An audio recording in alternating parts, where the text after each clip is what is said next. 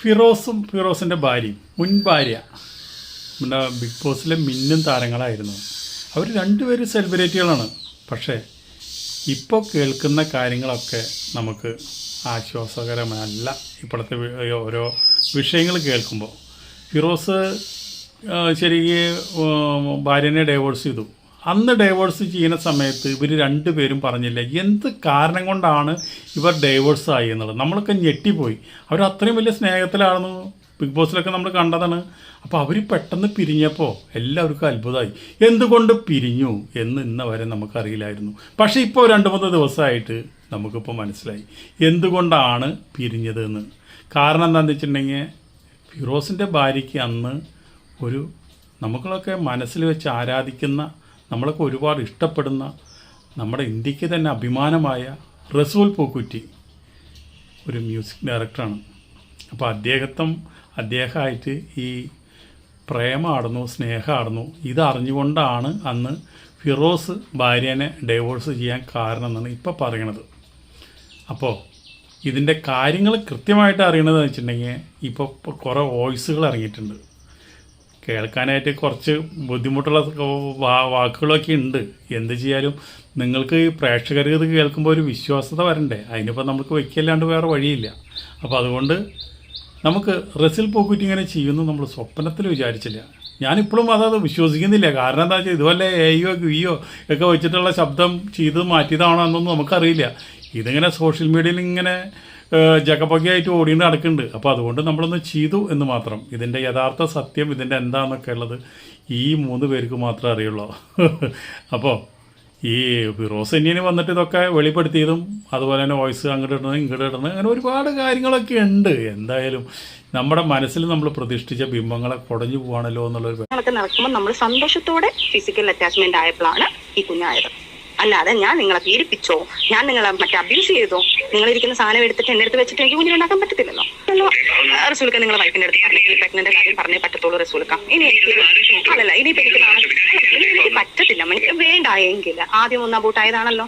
അപ്പൊ ഞാൻ പറയുന്നത് ശരി, പ്രൊട്ടക്ഷൻ എടുക്കണം, എനിക്കത് ഇഷ്ടമല്ല എന്ന് ഞാൻ പറയുന്നുണ്ട്. അപ്പം നിങ്ങളെ സേഫ്റ്റി നോക്കിക്കൂടായിരുന്നോ? അപ്പോൾ നിങ്ങൾക്ക് ഇനിയും ഒരു കുഞ്ഞുണ്ടാവും എന്നുള്ളത് അറിയാമല്ലോ. എത്രയും പെട്ടെന്ന് ഒരു ലീഗൽ സംഭവം എടുത്തിട്ട് ഇവനെതിരെ കേസ് കഴിയില്ല. ഫിറോസിനെതിരെ തൽക്കാലം ഉണ്ടായിരുന്ന ഒരു വലിയ വിഷയം ഒന്ന് ശാന്തമാക്കാൻ ഞാൻ ചെറിയൊരു കാര്യം ഞാൻ ഷാജിയുടെ കാര്യം പറഞ്ഞിട്ടില്ലല്ലോ. അതുപോലെ ഒരു ചെറിയൊരു നമ്മളത് ഒരു തൽക്കാലം കുറച്ച് സമയത്തേക്ക് മൂടിയിരിക്കുന്നതേ ഉള്ളൂ. ഒരുപാട് കഴിയുമ്പോൾ എന്താണെന്ന് കാര്യം നമുക്ക് പിന്നീട് നോക്കാം. ഡൈവോഴ്സ് തരുന്നില്ല എന്ന് പറഞ്ഞ് ഒരു കേസ് ഇങ്ങനെയുള്ള കാര്യങ്ങൾ ചെയ്തതെല്ലാം ഞാൻ കൂടെ നിൽക്കാം. വലിയ പൈസ ആക്ച്വലി മറ്റവരുടെ കൂടെയാണുള്ള കാര്യം എനിക്ക് വളരെ പിന്നീടാണ് മനസ്സിലായത്.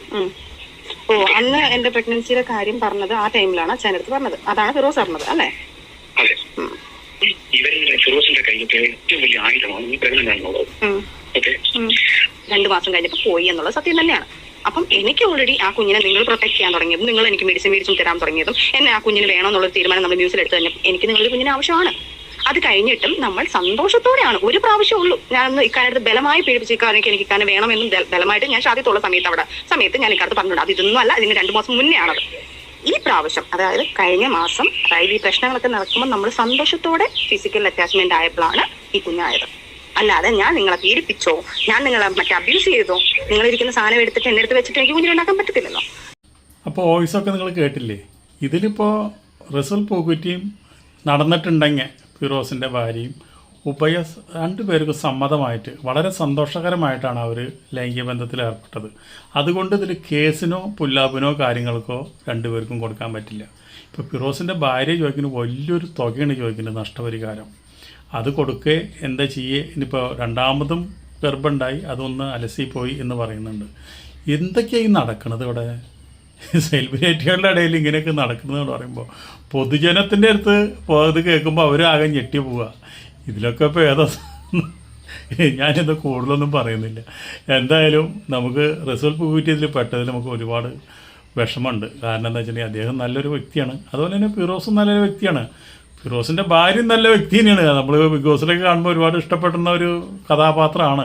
പിന്നെ അവരുടെ വീഡിയോസുകളൊക്കെ കണ്ട് നമ്മൾ ഒരുപാട് അവർ തമ്മിൽ ഒരുമിച്ച് ഭാര്യ ഭർത്താവ് ഒരുപാട് വീഡിയോകളൊക്കെ എടുത്തിട്ടുണ്ട്. അതൊക്കെ നമ്മൾ കാണുമ്പോൾ ഒരുപാട് സന്തോഷമുള്ള കാര്യങ്ങളാണ് അതൊക്കെ. പക്ഷേ ഇതൊക്കെ ഇങ്ങനെയൊക്കെ കേൾക്കുമ്പോൾ ഒരുപാട് വിഷമമുള്ള കാര്യങ്ങളാണ്. എന്തായാലും ഇതിൻ്റെ തെറ്റും ശരിയൊന്നും നമ്മൾ തീരുമാനിക്കാതെ നമ്മൾ ആരുമല്ല.